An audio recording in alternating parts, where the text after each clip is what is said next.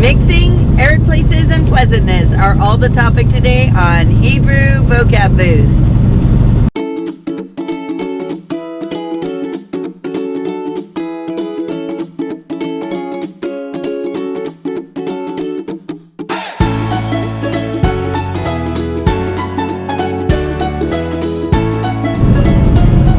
Shalom lekulam, and welcome back to Hebrew Vocab Boost. I am Sapir, and you have caught me at my day job. So forgive me. I hope the angle and the sound quality are not too bad. Today we're talking about the shoresh ayin resh bet, and it has two related shorashim, ayin-resh-bet-bet and mem-ayin-resh-bet. There are three kind of main categories of meanings, so let's just get right into it. The first main category is mixing. Alright, so we're going to start with words in the Tanakh, meaning mix. And the first word we have is erev, which means a mixture, but it also can mean the woof in a weaving situation. If you're weaving, you're going to have a bunch of vertically hanging, these are either going to be strands of yarn or thread or something, and those are the warp. And the woof is the horizontal strands that go through the other strands, right? So they're getting mixed in. So you can see how that's related to the idea of mixing. There's also a word lehit arev, which means to mix, mingle, or intermingle. And this one is usually used with Jewish people mixing or intermingling with the goyim, the other nations. Now we have a phrase, kol ha'erev, which is translated as the mixed peoples. So obviously people of different backgrounds. And then we also have me'arev, which is a past participle, meaning mixed. So I saw this a few times when they were talking about iron mixed with clay. And so that word mixed is me'arev. Now I saw this word quite a few times, ma'arevech, and it meant always, it was translated as your merchandise or your wares. I believe once it was your copper utensils. We can see that it has an ech ending on it, and that is meaning you feminine singulars. We also have the word orev, which means raven or crow. And I thought this was an outlier. Crows or ravens have a little bit of a mix of black and gray feathers. Now the next word, I love it, it's erev, which means evening. And of course an evening is like a mix of night and day. Now, ben ha'aravim, this is a phrase that means at twilight. And arva kol simcha is an expression that gets translated the sun set on all joy. And it was in poetry, it was not in a prose section. So this is not a typical expression that you would use in daily life. I think it was a very poetic thing to say. And taking the meaning of the evening or the sun setting one step further, the sun, where does the sun set? The sun sets in the west. And so we have the word ma'arav, which means west. And so even in the Tanakh, this word a couple of times gets a hey suffix at the end that is the directional suffix. So ma'arava means or to the west. All right, these next 4 words have some kind of idea as meaning like collateral, which if you think about it, if you put something as collateral, or you have a guarantor or a something like that, this is a side thing or person who is getting mixed into the business for the purpose of ensuring that payment will be made or that something will happen. And so the first word is arav, which is translated usually as a surety or a pledge. And basically it's a person or an object who is going to be held as collateral, or who is going to be responsible for guaranteeing that a payment is made or whatever. There's also a phrase in the Tanakh, b'nei hit-aruvot, which gets translated as hostages.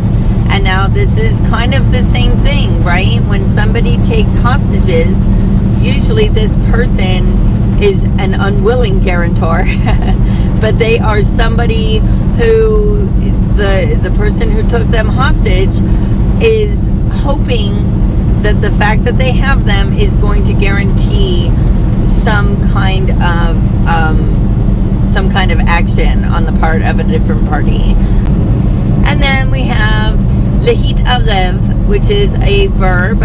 We can see it's a hitpa'el verb that means to make a wager. And then we had a word that was used only once in the Tanakh, la'arov, and it got translated as to guarantee. So now in modern times, so we have these 5 words. Erev meaning mixture, or also it still means woof in weaving. We have orev meaning raven or crow, erev meaning evening, ma'arav meaning west, and ma'arava meaning westward. And all of these words are the same in modern times as in biblical times. So interestingly, the words for physically mixing something have often taken on a second bet. So now we have a 4-letter root, ayin-resh-bet-bet, and those the words that use that shoresh are going to be mostly referring to physical mixing. So we first have le'arbev, which means to mix. And I see this all the time in instructions, like in a recipe. And le'arbev can also mean to shuffle cards, right? Because what are you doing? You're mixing them up. And then we've got the verbal noun, irbuv. And this one means a mixture. Once you've mixed everything, now you have a mixture. Or it can also mean the process of mixing. And it can also, on a much grander scale, mean a reorganization in a company. So we also have now in modern times the word me'orav, which is the modern past participle that means mixed. So it can mean 2 substances that are mixed together. It can also mean like a co-ed school or co-ed classes, a co-ed dorm if there's boys and girls. Me'orav can also refer to a mixed breed dog.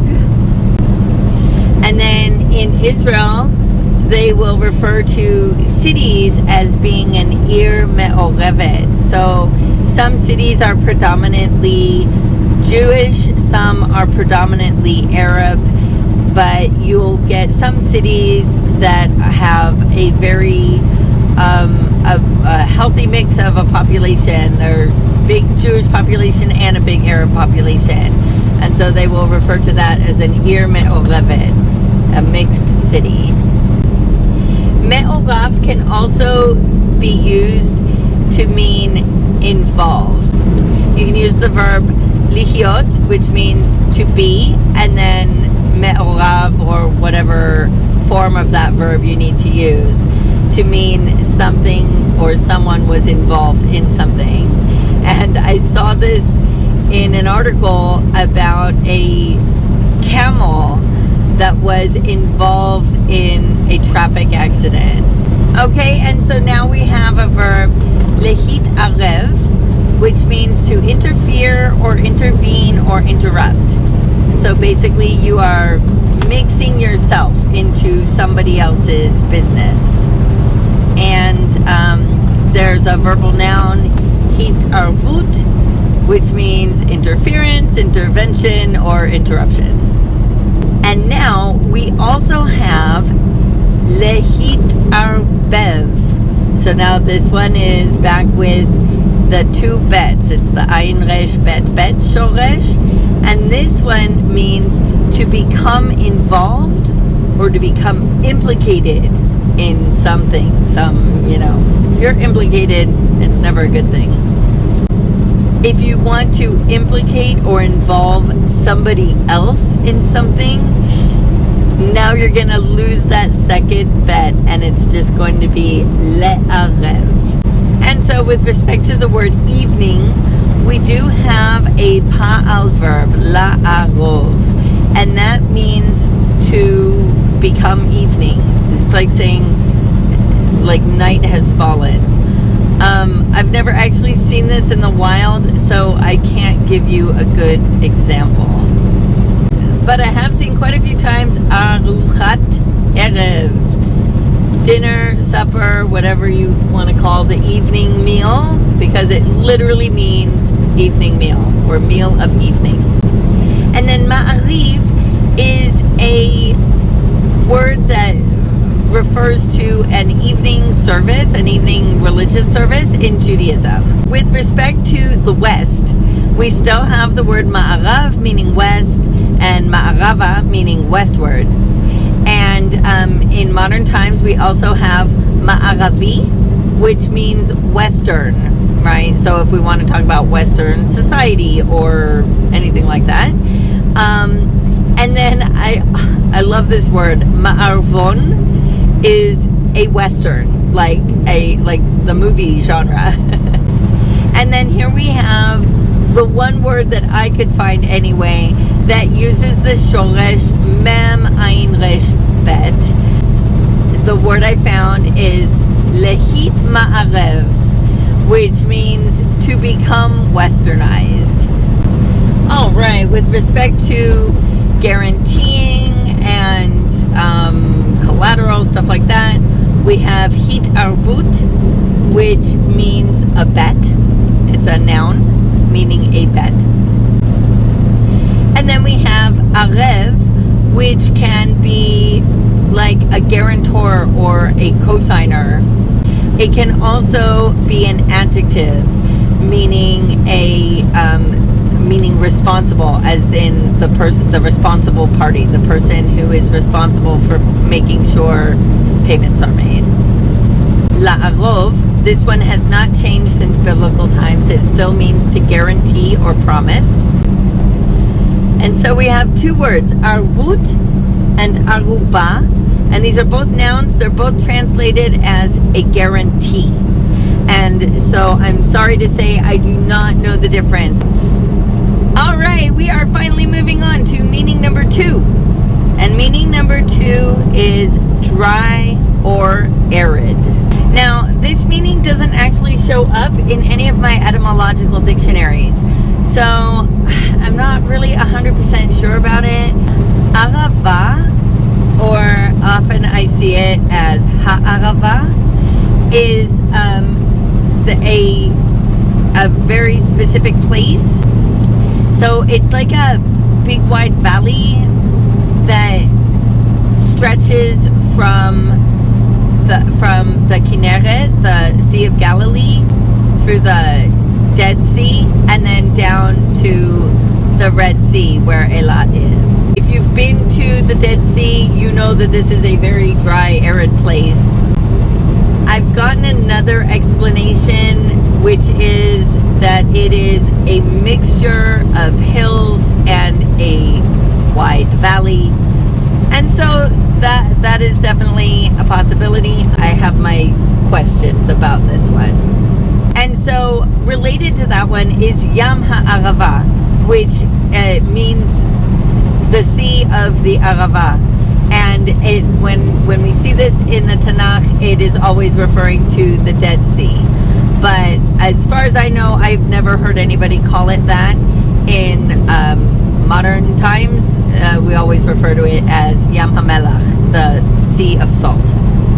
And then, of course, we have Arav, which means Arabia. It shows up many times in the Tanakh. And Aravi, which means Arab, an Arab person. And then our last word in this group is, it's really it's just two forms of the same word, Erev or Arava. So I've seen this translated as desert, wilderness, or steppe, as in S-T-E-P-P-E. And when it's steppe, it's usually either the steppes of Moab or the steppes of Jericho. A steppe is a grassy, treeless plain. So not 100% dry. And, you know, it depends what you mean the wilderness. I don't always think of a wilderness as a dry place either. Right? A steppe might also be like a transition zone that, you know, from one topography to another. So this could very easily have something to do with arid and, you know, an arid climate, or it could be related to the word mix. So I am going to move on to how this has changed into modern times, which it really has not changed all that much. There are still people who will refer to the geographic region of the Arava. The words for Arabia and Arabs are the same, Arav and Aravi. And of course, we have modern countries. We have Arab HaSaudit, Saudi Arabia. And we also have Ikhud HaEmiruyot HaArabiyot, which is the United Arab Emirates.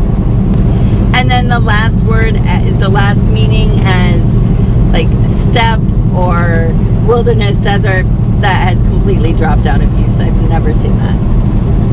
Okay, our last group, and I use this word really loosely because there's only two words in this group, has the meaning of the word pleasant. And pleasant, pleasing. We can see that in the Tanakh there was a verb, la'arov. We can see it in the imperfect tense and in the perfect tense. And in the imperfect, it has a vowels, and so that makes it really, really clear that this is a pa-a verb.